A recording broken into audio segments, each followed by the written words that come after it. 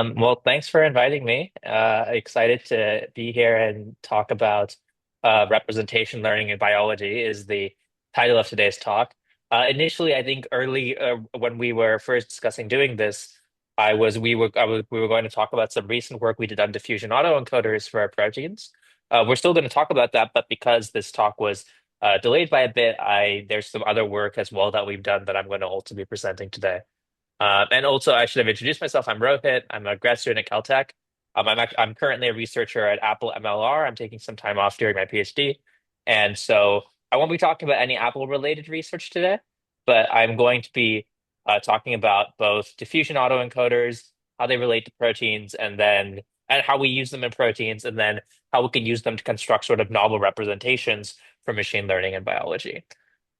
So outlining this talk, I'm going to start out just giving a broad overview of representation learning and tokenization, what these things are, why they are things that we care about. I'm going to talk about our work on diffusion tokenizers for proteins. I'm going to talk about adaptive tokenization, which is sort of the latest thing that we've been working on. And then towards the end, I'm going to have a brief discussion of sort of what this all means and where the like broad strokes for the field. And also, by the way, please just, interrupt if you have any questions, because I think I'm gonna be trying at least to cover quite a bit of ground, and I'll try to pause at various points to see if people want to chat about any of the things we're discussing. Great. So let's get started. Talk about representation learning and tokenization and why these are things we care about. The whole paradigm of generative modeling, which has obviously been on the news a lot in the last couple of years. But the one way to frame it is to say that it's the process of going from something we can sample from to, images, proteins, what have you. So on the left, I'm saying something we can sample in from as quite a high level, vague idea, but you can make it concrete, right? This might be a normal distribution, which on a computer I can do np.random.randn, and I can very easily sample from a normal. It's one of the things that we're very good at sampling from. It could also be a sequence of mask tokens, as in the case of discrete diffusion. For autoregressive models, it's just the beginning of sequence. It's like a special beginning of sequence token. But these are things that we can just draw and sample from. And then the whole idea of generative modeling is I want to go from this distribution that's easy to sample from to a distribution that's harder to sample from and hard to even describe, right? It's hard to say what an image really is. It's not just a general array of pixels. It's hard to say what a protein is. It's not just a general array of atomic positions. There's some structure, but that structure is defined sort of by the data that we see.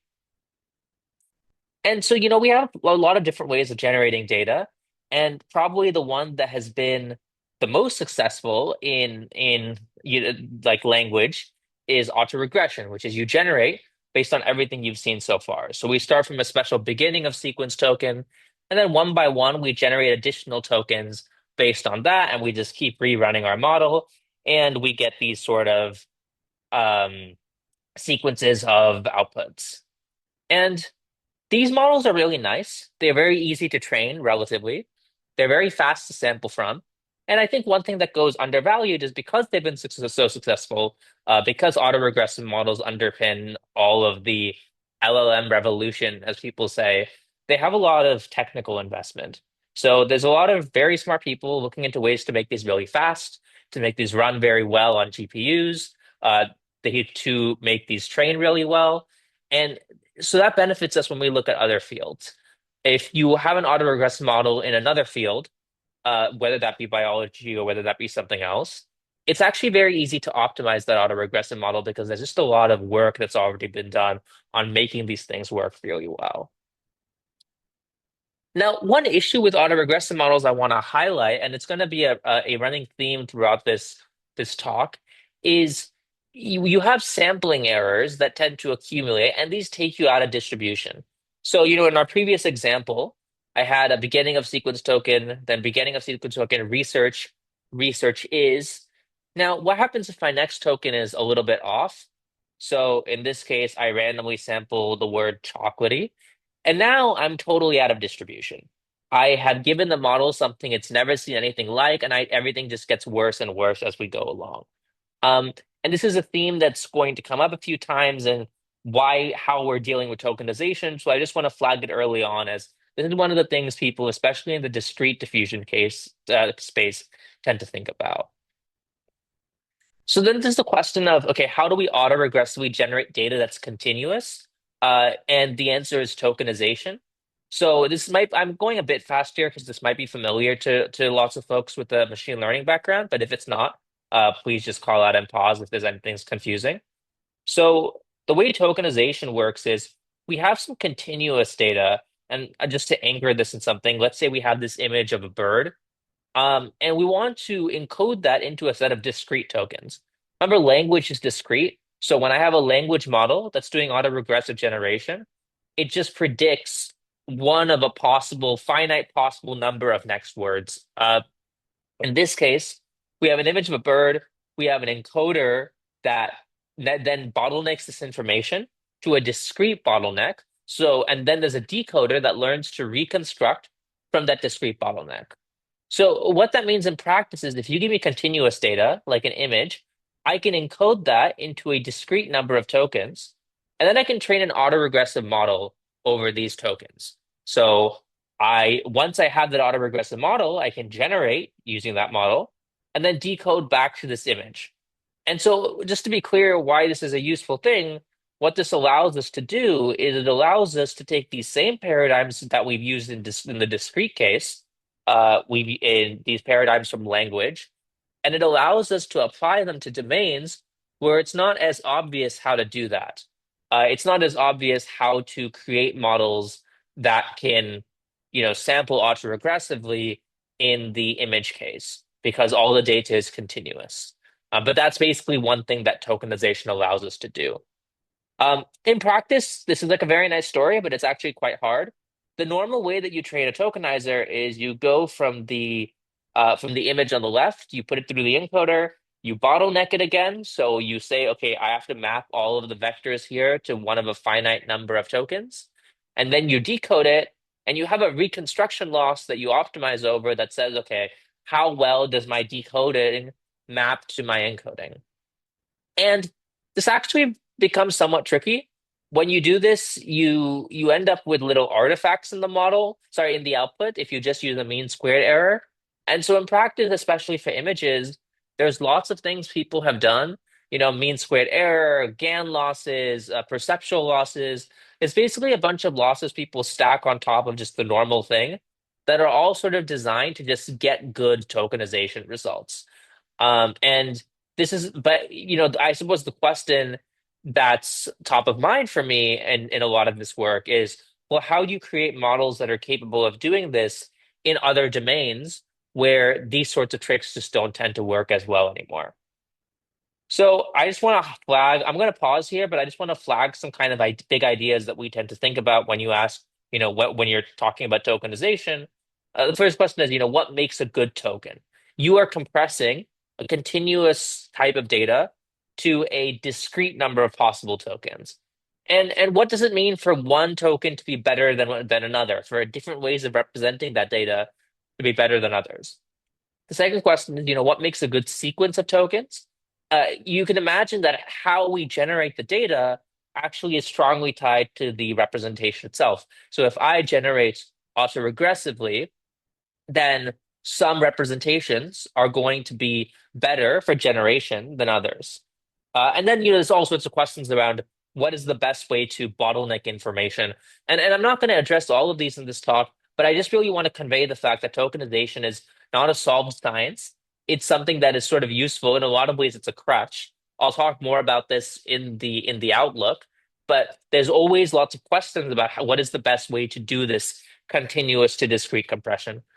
And that kind of motivates the question of, okay, how do we make these general purpose tokenizers that work across modalities?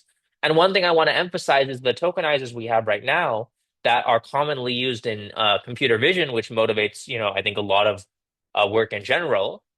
They don't necessarily tend to map super well onto other domains because they rely so heavily on things like perceptual losses and adversarial losses that you just don't have in other domains. Let me pause there and just ask if there are any questions because I've been talking about tokenization for quite some time. I think there is no question currently. Sorry, you broke up for a second. Could you repeat that? I think there are no questions for now. Okay, great. Then we will keep going. So now I'm going to talk about something a little bit different, which is diffusion modeling.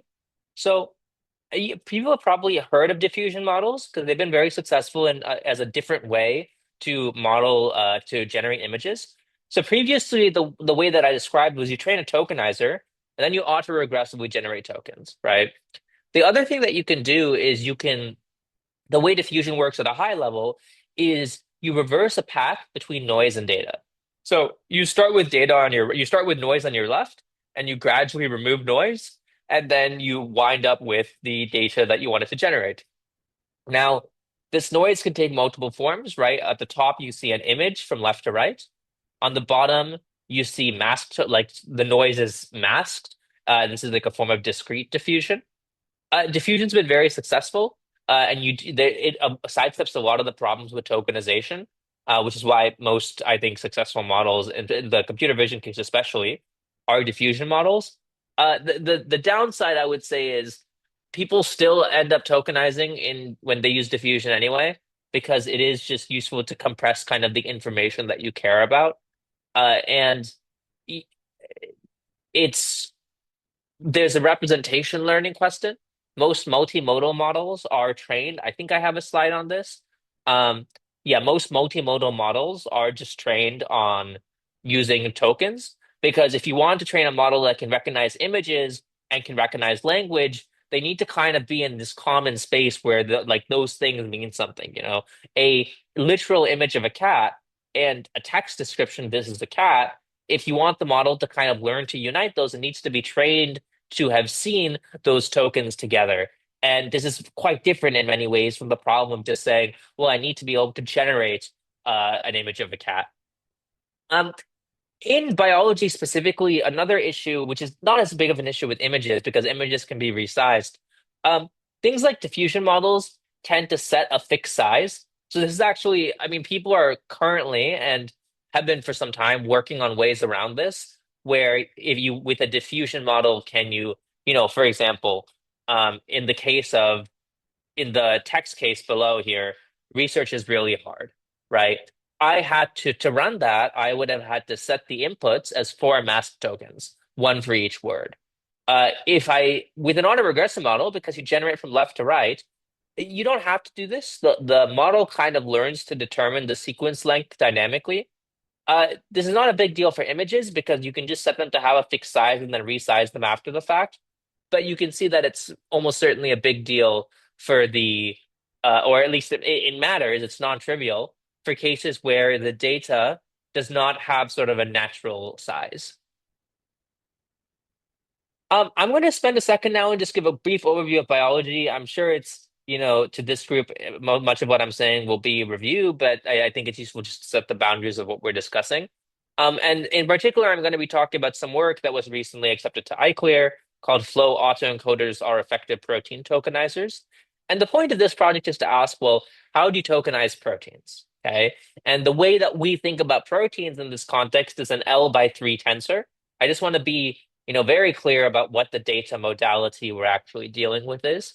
Uh, by L, I mean that there's some length and it can vary across proteins. So it differs. It's more like language than images in this case, where you can have sentences of different length, and then the same way you can have proteins of different length, and then you have coordinates for each atom in the protein. And this project, just to emphasize, the point of this project is to ask, well, how do we compress the information in proteins into a discrete bottleneck so we can take advantage of all of these paradigms we've learned around how language models are trained? So, I mean, we're not the first to tokenize proteins, and I'm just going to mention the things that other people have done.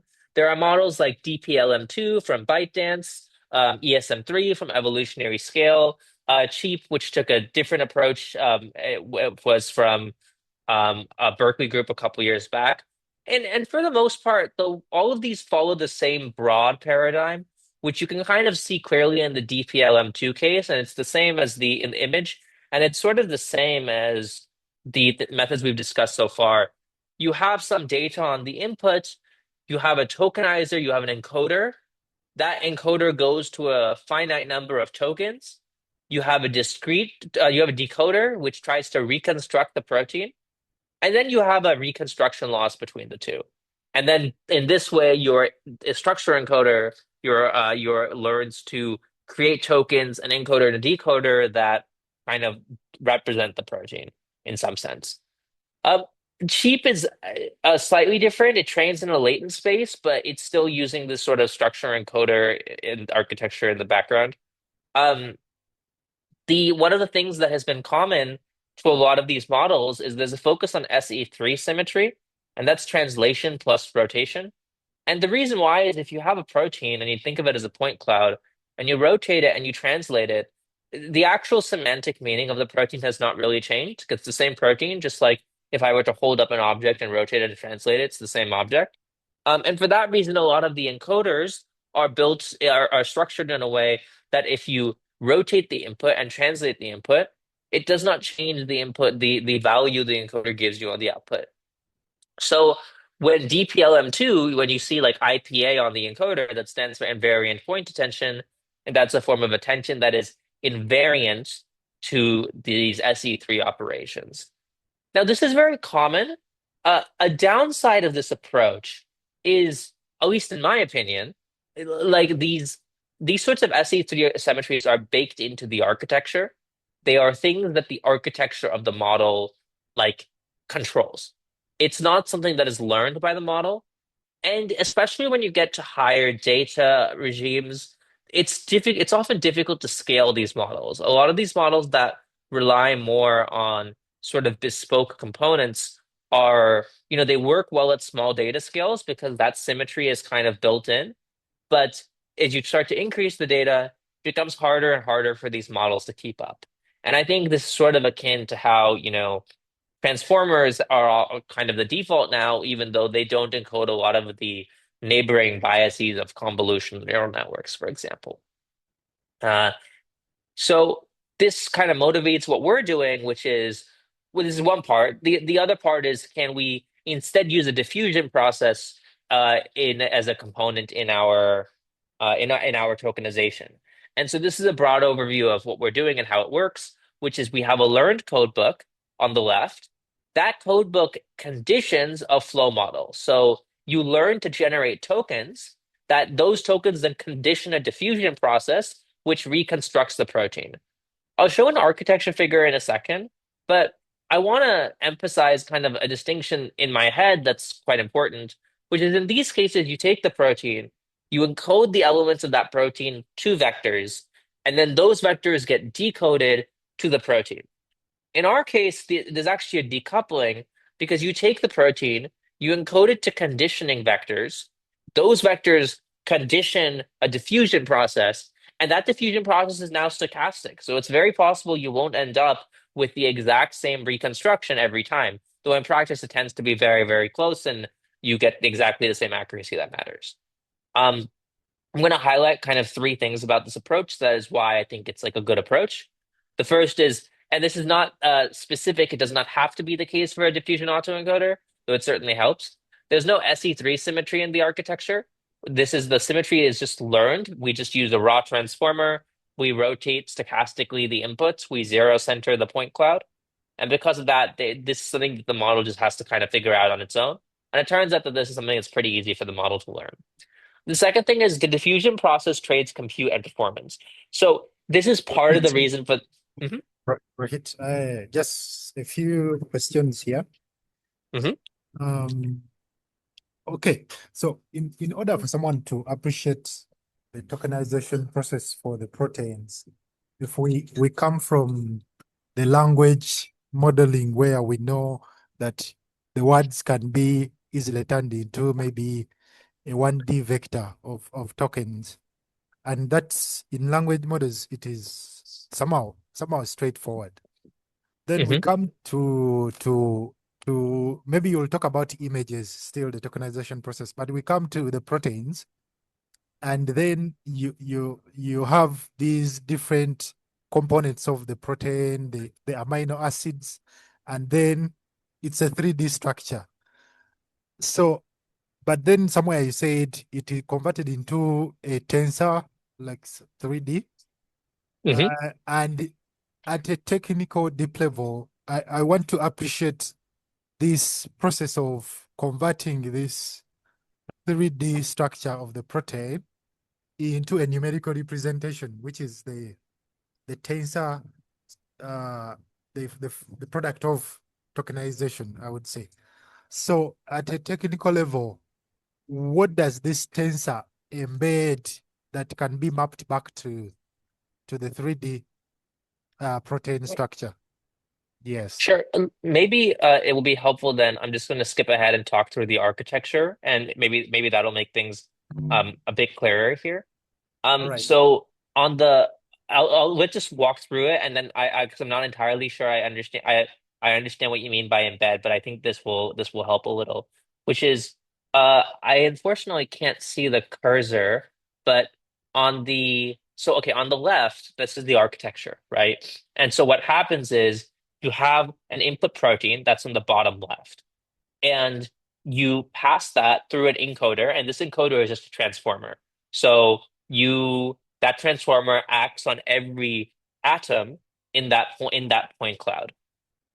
Then you have this bottleneck layer. So if you start with an L by three and then with an L by three point cloud, you go to an L by D sequence of vectors. And then you have this quantization layer, which keeps you in like a 1D L by D sequence of tokens.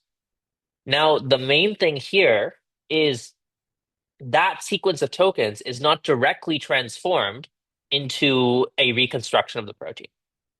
What happens is that sequence of tokens is concatenated with a bunch of noise. In this case, you see it's like a noised version of the protein that's on the right there, on the leftmost figure on the right sort of stream. That is a noised version of the protein. And so we have a diffusion decoder, which takes that noised version of the protein and gives us a less noised version of the protein. And the information that decoder has access to is from that 1D sequence of tokens that we generated. Does this sort of help? Does tracking that flow help answer, or maybe you could repeat your question because I'm not sure I'm following. Not exactly. Okay, what I'm trying to say, like when you look at language modeling tokenization, for example, Hmm. the example you gave, research is really hard. Those are four words. Hmm. And at a naive approach, I could demonstrate to someone that the equivalency token vector of that is maybe 1.1, 1.2, 3.1, 3.2. Hmm. And I could argue that each and every element within the vector there represents or can be mapped back to the word. Um, that is kind of very visual, like you can visualize what is happening. So Yeah. I'm trying to bring that analogy here that can we say that this maybe the angle of between maybe the different amino Oh, acids I see. I see. or the Um, atoms, yes. Yeah, yeah, yeah. So unfortunately you can't, right? This is the thing about this is sort of a difference here, right? Which is in language tokenization, as you said, we sort of just decide beforehand, okay, token number one in our list of tokens, it means the word dog. Token number two is cat, token number three is chair, and we do this for all the words we could generate, right? This is how we make these libraries beforehand. Um, and when we do, to be more specific, when we do like byte pair encoding, for example, it's not something that's learned. It's sort of a statistical picture. With image tokenization, with this protein tokenization, we really don't have an idea of is there some semantic meaning behind these vectors. I will say as well, though, I think that it's not so where it's a little different because I don't think it's true that we're just assigning a meaning to a single vector. I think it's more like the meaning emerges sort of from the combinations of vectors, right? Of sequences. The decoder then has to pull apart, sort of in the same way, right? With the same set of words, you can have many different sentences, but it's just they don't have an individual semantic meaning behind each token.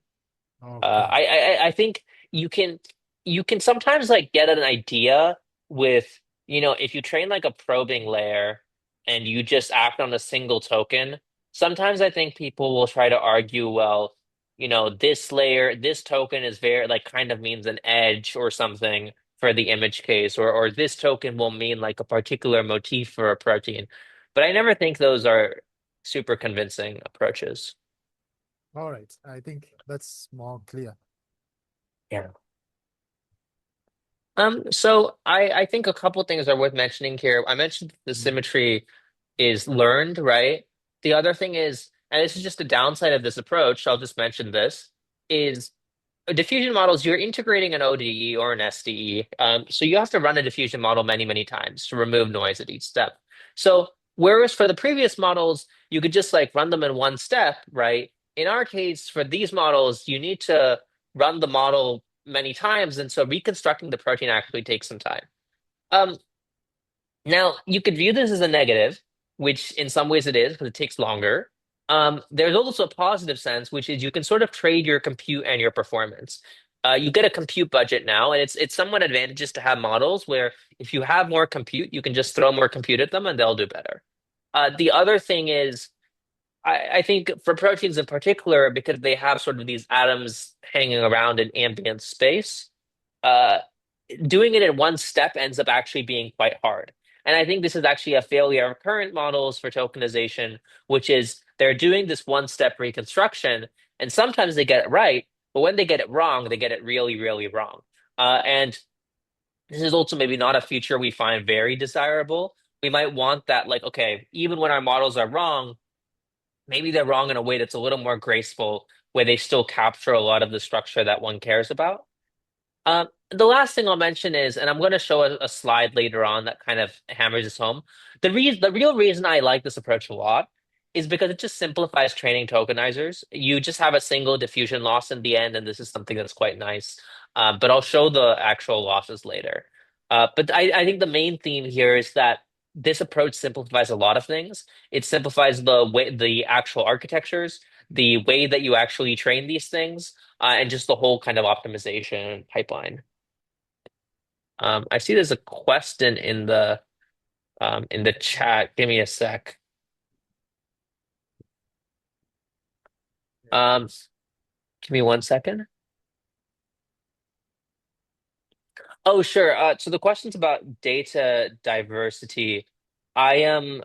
I don't have a slide on this. I actually, yeah, but the way that we actually do it in practice is we take our data set and we cluster it using structure. And then we just take one or two representatives from each cluster. So that way because it's a structural tokenizer, that way we get a good kind of balance of all possible structures. Yeah. I think this is something that people, like we didn't come up with this. I think this is something people do quite commonly these days. Um, Oh, sorry, 1 second.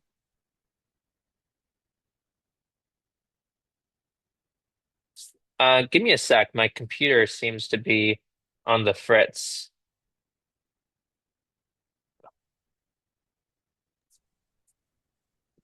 Great. Okay, sorry about that.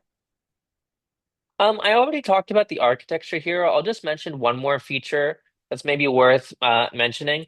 So first of all, in the center here, I'll just be a little explicit, right? I get this sequence of tokens that I got from a protein and passed through this discrete bottleneck. I literally concatenate it with this noise embedding. That's in red over there. And then I run it through a standard diffusion decoder and I try to get the like a denoised version. On the right there is something a little bit different, which is I just want to mention one other nice thing is our encoder just uses sliding window attention. So we're not constructing a full attention matrix. And this is actually quite useful for scaling to longer proteins because we don't really have to pay that quadratic memory cost. We never instantiate the full attention matrix anyway, but we just keep like a sliding window. And it's actually quite small. I think for Consi, just to keep things because we wanted the tokens to kind of represent a local neighborhood. I think we set the attention window to like eight or something very small. So uh, we find that we can actually scale to longer proteins quite well. So I'm just going to skip to the punchline. These tokenizers do quite well, and just on performance, they outperform models that are much larger and trained on much more data.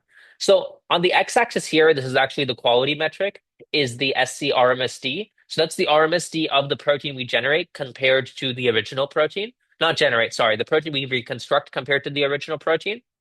On the y-axis is the dataset size. So models that are higher on the y-axis were trained on more data, and the radius of the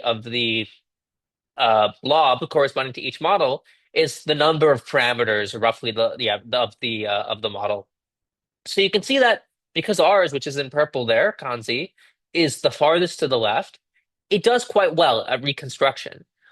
It does comparably to ESM3 on reconstruction, but ESM3 was trained on a lot more data because it's a lot bigger and has a lot more parameters. I think ESM3's decoder is something like 600 million parameters, and Kanzi's is something like 30 million parameters. And I say this because, I want to emphasize that disadvantage slash advantage, which is that you use many steps to reconstruct the protein. And this is, I think, something that is very natural for a lot of sort of things in biology because they're very sensitive to sort of the atomic placements. And so taking a few extra steps to get all the atoms in the right place actually ends up being quite advantageous. And I really think it is this like for all the part about scalability is true, the part about simplicity is true, but I think the main advantage here is that when you switch to a diffusion decoder, you can take multiple steps, and as a result, I think that's where a lot of the performance differences are coming from.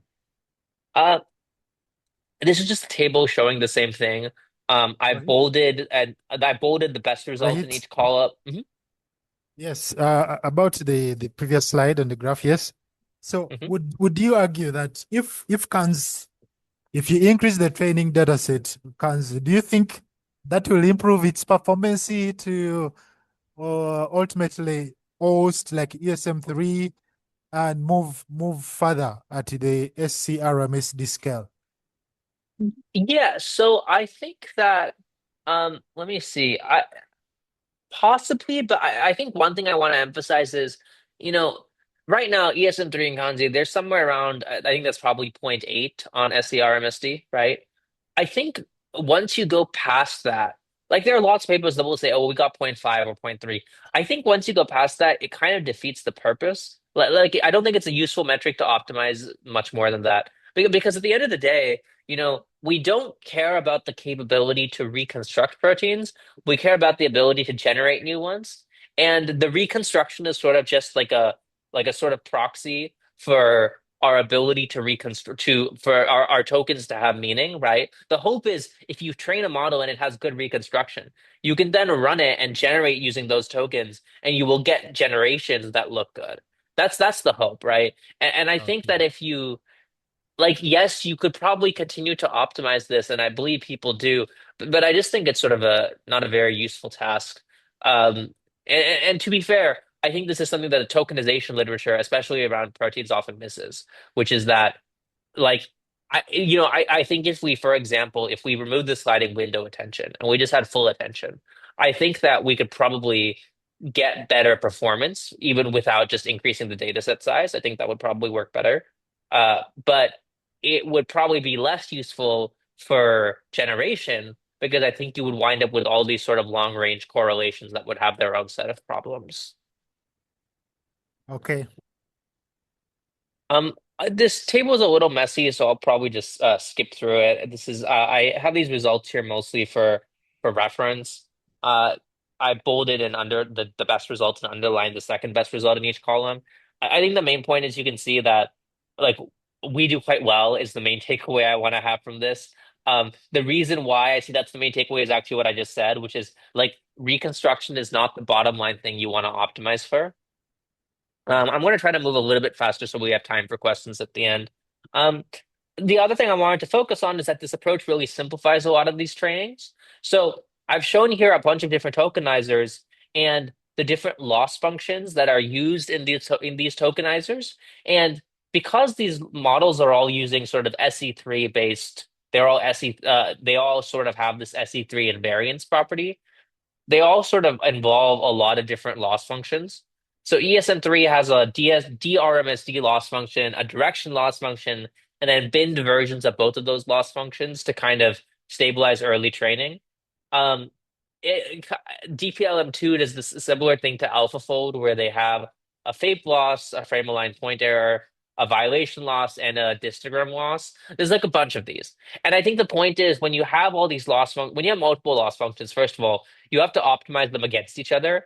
And even when you just have one loss function, for example, just FAPE, which is what the the Instant Deep Structure Tokenizer does, FAPE is also just not, these SE3 losses are also just kind of annoying to optimize. With Kanzi, because we throw out the SE3 part, we just use a diffusion loss and we train the whole thing end to end. So it's actually really easy to train. I think just like simplifying things conceptually is a valuable thing. I mentioned that we should focus on generated results. I'm just gonna post them here. Like you can see, we roughly perform on par with some of these other methods. The main metric to look at are sort of the quality metrics on the left. Designability, higher is better. SCRMSD, lower is better. SETM, higher is better. And for the most part, we're sort of performing on par with other methods. We can do like I bolded to a result at the bottom to show that we can really push this result and get kind of better and better generations, but it's not strictly necessary. Um, yeah, this is I think my main takeaway from the generation part is that this approach, which is much simpler and more parameter efficient, can also be like on par with generating sort of new proteins. So I think I'm going to take a step back and just say that one of the things we've said is diffusion models are good at generation. So making tokenizers with diffusion models ends up being a good way to tokenize data. And even though we focused on proteins, it's actually quite domain agnostic. If you have your data structured in some way, you can stick it in a transformer and it will be able to do this. I'm going to pause there and ask if there are more questions before I sort of go on to the discussion on adaptive tokenization, which is going to end up just being much more rushed than I originally had in mind, just because we're a little low on time. But hopefully, it'll still be something of interest to folks. Great. Um, so what does each token represent? That's a question you can ask, and we actually brought this up Rohit, earlier. Mhm. Rohit. Yes, Yep. about the slide talking about modality agnostic. Yes, Yes. yes. Like making tokenizers with the fusion models. Okay, if I think that is a good advantage. Like it doesn't matter the kind of entity or you want to come up with at the end of the day. The diffusion model, a tokenizer from the diffusion model would be the best. But does that speak to the output in terms of performance or quality? For example, uh, how do we rate the fusion model tokenizers if we are aiming for structure, functional, and maybe sequence, sort of in terms of quality of the Yeah. output protein? The fusion model is like always going to give you top performance in terms of those entities. Good question. Well, as no one's tried it, I can't say I know. I mean, I think one thing is, the di like people have done masked diffusion with sequences. Um, but to my knowledge, no one's trained a multimodal model in the way you're describing using structure tokens from a diffusion tokenizer. So I think it's hard. It's a good question. It's hard to say, I would say. Um, yeah. Okay. Okay. I feel like especially in this field, the answer is usually like someone just has to sort of try it. I don't think there's a lot of kind of principled ways to think about this. All right. I see. Sure. I want to talk about a different way of tokenizing things. This is a way that I actually like much better, and perhaps someone will train a multimodal model actually using this. So historically, what each token represented was it was sort of a small view. Now it's hard to identify exactly what that means because there's information leaking over across different patches. But it's like, okay, you take an image and then this patch gets mapped to a code book, so you kind of vaguely understand that this token represents a neighborhood. And it's actually sort of the same thing with proteins. Historically, the SE3 representation represents a local neighborhood around a point. But this isn't really how humans think about data. Like, so I pulled up some screenshots from a video on YouTube of someone drawing a leopard, I think. And this is, I mean, when you look at how this person draws, they start with an outline like a sketch, and then they fill in the sketch with details, right? And I cannot draw anything, but I'd imagine that you never would draw a picture by really filling in all the details in one patch and then moving to the next patch and filling in all the details one by one, right? Because most things, whether they are images or whether they are proteins, sort of have sort of a global semantic nature, and that's something that it helps to respect. So the question that we sort of want to ask is, can we create these tokenized representations, these discrete representations that enforce this hierarchy, where instead of thinking patch by patch or sequence by element, we are thinking in sort of a global view and then filling in details. And our answer to this ends up being yes, and this is a paper we submitted recently and will be on archive hopefully this weekend if I get around to it, of an adaptive protein tokenization. And this actually follows exactly the same structure as before, where we have, this is very similar to the figure you saw earlier with one important detail, which is you have on the left, you have an input series of tokens. In this case, an input series of positions, coordinates. You have an encoder, you have a discrete bottleneck, that's FSQ, and then you have a diffusion decoder. The difference is this token dropout thing. And this token dropout thing basically stochastically throws away tokens towards the end, towards the tail of the sequence. This is um a few people have been working in this direction on adaptive tokenization over the last year. Um, I think some people call these matryoshka tokenizers or tail dropout tokenizers. But the idea here is what the model learns to do is it learns to put the most important global information in the first tokens because it almost always has those. It almost never has the last tokens. So as you go down the sequence, the information gets higher and higher frequency is one way of thinking about it. And then you can compress a protein, and this is, I think, the part that motivated me a lot when I was thinking about this problem. You can compress a protein into fewer, let's say a protein has length L, you can compress it into fewer than L tokens because of this sort of stochastic training procedure. So just to be clear, that's what I mean by calling this adaptive protein tokenization. You can decide how many tokens you want to use to actually encode your protein, and you can do it in fewer than L tokens. Latter tokens ends up being not as important as the first few tokens. And if you think about it in this context, it actually does enforce sort of the hierarchy thing I was talking about earlier, where, well, when you're generating, your first token is going to provide sort of a fuzzy global view of the entirety of the protein. And subsequent tokens are going to sort of fill in the details, which maps well to the autoregressive paradigm as well. I'm going to talk about reconstruction, but you can see at the start, I have in bold the thing that I said earlier in this talk, which is we don't want to optimize for reconstruction. It is like not the most important thing in my view. And so my with reconstruction, I'm usually just thinking, okay, do we do good enough? Um, I'm going to highlight at the bottom the result that says hours first, where the first result is zero point 0.9, and you can see it's like roughly on par with what other top-end tokenizers are getting. Now, one thing that's more interesting to me is there are these two entries, hours 128, and these are entries that basically describe how do we do when we cap the number of tokens we can use. Because it's adaptive, let's say we can only use 128 tokens. Now, obviously, our performance is going to get worse. That's fine, that's expected, because we are no longer using the full volume of information to do reconstruction. But the performance is still quite reasonable, right? We're getting within 2 angstrom performance for most of these categories. That is like reasonable for most protein applications. And so what this tells us is now you can imagine with the previous way of doing proteins, right? With the previous way of encoding proteins. If I was capping things at 128 tokens and an input protein was 200 tokens, I'm throwing away something like half the protein. It doesn't even look like the same protein anymore.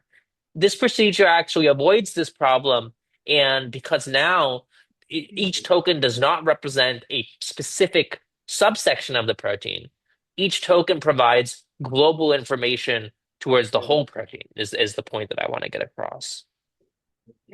Um, this is again sort of showing reconstruction performance. The center and the right plots are RMSD and TM score, which are probably familiar to folks. And it's the same idea where as we add more tokens, we do better and better. The left one is RFID, and this is sort of a metric that it's basically it's very similar to FID in the image case. It's just using a pre-trained protein model instead. And again, one thing I think that is kind of interesting is that we can do actually better than very good models using only 32 or 64 tokens for this reconstruction.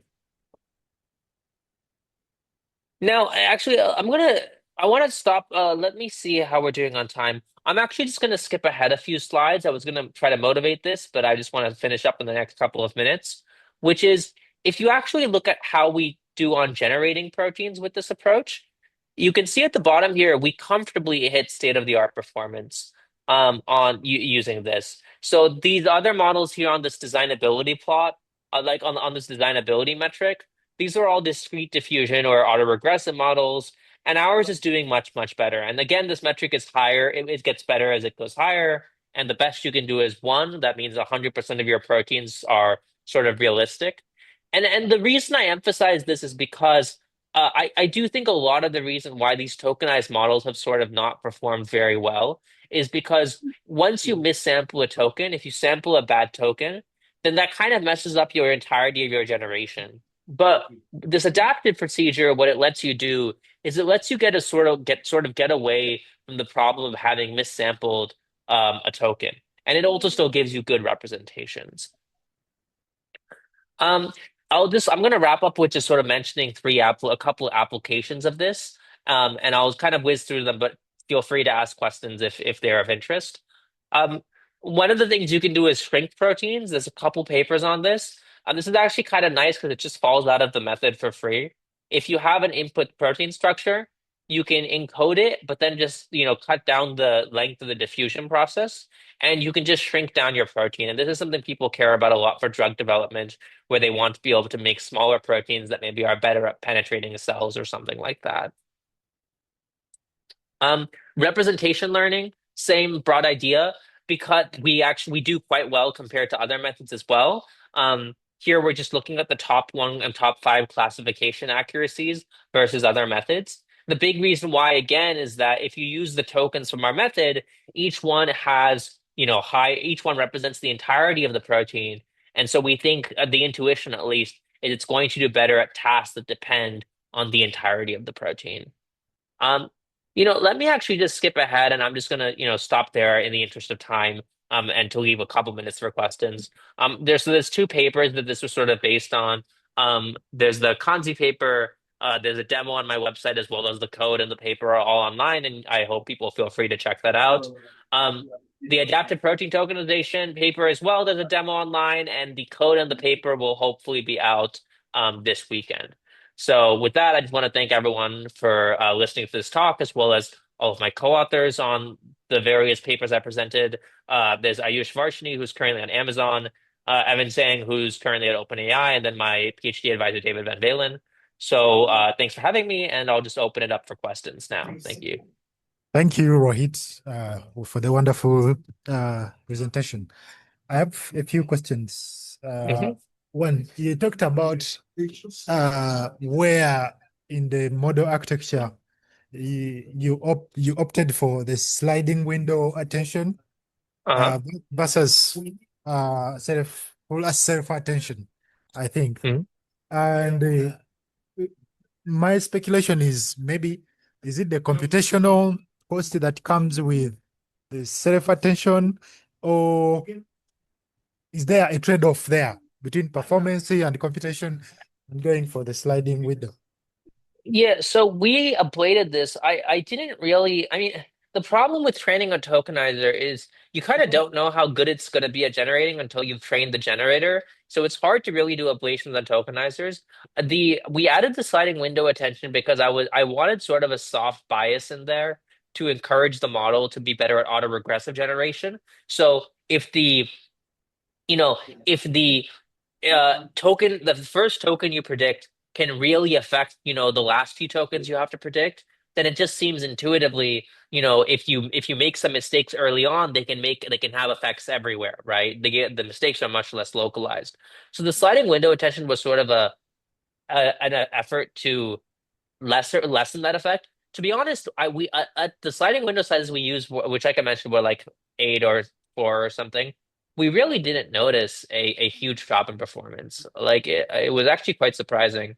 Um, it was not for any real computational reason because at these sequence lengths, you don't have to worry about that. They're just not long enough for that to matter. Though it certainly helped, I guess. Okay, and actually, my next question was about exactly your last word, the sequence length. Mhm. Like when you look at like proteins for with small sequences, short and long, do you think like there would be performance variations on sequence length of different proteins, like short and long? Um, yeah, so I didn't include it in here. We did an ablation on just can we train up to longer sizes and how does the reconstruction change? Longer proteins, unsurprisingly, are harder to reconstruct and harder to generate well, but like we still do fine on them. It doesn't really change things that much. I do think it matters during training. Like I think it helps to oversample longer proteins quite a bit. But especially and this is true in general, it's not just true in this case. But same sort of thing. We didn't have a huge performance issue there. Um, I think the most we trained up to though was 512, just for computational reasons there. So I think it's open. It's sort of an open question how it does as you get to longer proteins, especially because those are a little less well represented in the training data. Okay, I think yeah, you nailed what I wanted. My last question is about what can we say about visibility within the tokenizer, like, and I think people of explainable AI would call it that way. Like, do we? I think you hinted it also back the discussion, but I didn't get a full picture. How much do we know about what is happening inside the tokenizer? I'm gonna say very little or really nothing at all. I mean, this is the thing, right? Because it's trained end to end, so you really don't know what the model is sort of doing, and I think this is why having, good bottlenecks is important and something one should think about because you do want to compress the data in a way that is meaningful. Um, I don't have time to get to this, but to be honest, I don't think tokenization is necessarily. Maybe I won't say that. I guess to answer your question, it's it's really hard to say anything concrete about what is happening in the tokenizer, especially with the global approach, with the adaptive approach, because each token gives you like a view of the entirety of the protein. So you can't even really say, oh well, maybe this token corresponds to this motif or something similar. Okay, there is a question here. So I don't know whether this is even possible. Handcrafted symmetry invariant tokenizers for protein sequences, are they possible? But Gabriel is asking what makes flow autoencoders more scalable compared to handcrafted symmetry invariant tokenizers. Yeah, so when you train one of these like symmetry invariant tokenizers, they use generally like for example invariant point attention, where they use like an architectural change to encode the invariance. And I think it is just like an empirical fact that okay, first of all, it is an empirical fact that these things tend to have not scaled as well as things like transformers. And I think this is true across sort of domains where we've seen sort of this convergence of if you have enough data and you keep throwing data at a problem, the transformer tends to outperform these sorts of with the like these sorts of more bespoke architectures. As for why, I think this is like harder to answer. I can give like there's like heuristic examples, right? Like maybe the real world doesn't perfectly follow these symmetries. But I don't think anybody has a good reason. Like why things are scalable is really, I think, more of a statement of how amenable is it to the sorts of optimization routines that we have. And I don't know, I sort of have like intuitions for why more complicated things might be more difficult to scale. There's more things that could break. There's more places where things can go wrong. There's more things you have to pay attention to have a good optimization landscape. But at the end of the day, those are just intuitions, right? And I think it's a challenging thing to answer. But I mean the general question is challenging. The specific question is just like in practice, it has often been the case, or I think almost always been the case, that if you take like an SE3 uh, method, it tends to be hard to optimize. I think also like if you look, for example, uh, yeah, like for example, this slide here where we're talking about the training losses, I think there's a reason ESM3 used 4 or 5 different training losses because at that scale, I mean, they're one of the ones that really train on a ton of data, and I think at that scale, it is hard to optimize these sorts of things, and that's why you end up needing sort of losses and then stabilizing losses and stuff like that. Another question, how do flow autoencoders handle intrinsically disordered proteins or rare structure motifs? Yes, Um, after. yeah, good question. We didn't really do any ablations on or tests on IDRs. I think like like all the methods, it would probably struggle. Like, I mean, I think it would do a good enough job because at the end of the day, these are just like positions. But I think what's more interesting to me, at least for like the IDRs, is can you actually read out sort of not just one conformation, but many possible conformations, right? And this is one thing that potentially I think this approach is promising for because you can just run your diffusion decoder many times to get a bunch of different samples and many different conformations potentially. But like, I don't know. It's a good question. And I don't think this is one of the reasons I'm not there. I do think tokenization is useful, but maybe not as useful as people initially thought it would be, especially in the protein case. Okay, and I think lastly for me, like Deep, I'm wondering, do you care about the kind of structures that have been generated, like in terms of feasibility to design that generated structure, or Mhm. you just want to generate the structure, but you didn't investigate the sort of feasibility or use for the generated Yeah. structure? So this metric here, the designability metric, is meant to be a computational metric for the feasibility. And the way it's actually computed in practice is given a structure, we use sort of pre-existing models that we know work reasonably well and try to see whether this structure we've generated is consistent with those models. It is not a so it's meant to track feasibility. It's definitely not perfect. Like it actually, you might even argue it's like definitely not particularly good because but it is really a hard problem, right? Because as you point out, the ultimate question is, can you go into a lab and make this thing? That's hard to answer. And the computational metrics are just sort of our best guess at that. Okay, wow. Thank you very much. I hope there are no further questions from the members. If there are no other questions, I want to thank Dilip for really having this at the end of the day. It has been a long waited, but at least finally we've had it. So thank you very much, Rohit, of your busy schedule and saving time and talk to us this morning from your local time.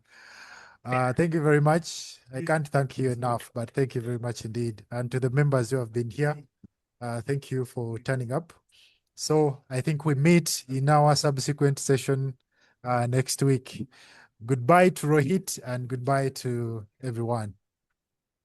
Cheers. Thank you very much for having me. All right.